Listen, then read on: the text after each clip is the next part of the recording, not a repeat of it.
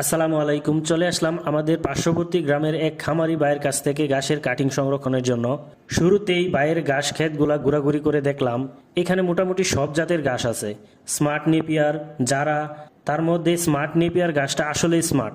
সোফাটা অনেক বড় হয়, কিন্তু গরুকে খাওয়ার উপযোগী হতে অনেক সময় লাগে। যাই হোক, আমার যে কারণে আসা সেই কাজ শুরু করে দিলাম। এই ঘাসগুলা কাটিংয়ের জন্য পারফেক্ট হয়েছে, একদম টনটনা বাত্তি। ভাইকে আগে থেকেই বলা ছিল আমার জন্য কাটিং রাখার জন্য, তাই ক্ষেতের এক সাইডে কিছু ঘাস রেখে দিছে। ও আপনাদের বলাই হয়নি, এগুলা জারা ওয়ান। বাংলাদেশের যত খামারি আছে তার মধ্যে 95% খামারি জারা ওয়ান ঘাস রোপণ করে, কারণ এই ঘাস উচ্চ ফলনশীল এবং অল্প সময়ে গরুকে খাওয়ার উপযোগী হয়ে ওঠে। যাই হোক, কাটিংগুলা কাটতেছি 2 গিট পর পর। আচ্ছা, কাটিং 2 গিট রেখে কাটতে হবে, লম্বা করে কাটা যাবে না। আমার কাছে মনে হয় বিক্রি করার সুবিধার্থে 2 গিট করে কাটা হয়, অন্যথায় নিজের ঘাস থেকে লম্বা কাটিং করে লাইন দিয়ে রোপণ করা যায়। যাই হোক, আপনারা যারা অভিজ্ঞ আছেন বিষয়টা কমেন্টে জানায়েন। এখানে যতগুলা ঘাস কাটা হয়েছে প্রায় 1000 কাটিং হবে। কাটিংগুলা বাসায় নিয়ে 2 দিন জাগ দিয়ে রাখবো, যাতে গিট থেকে চারার মুখ ফুটে আসে।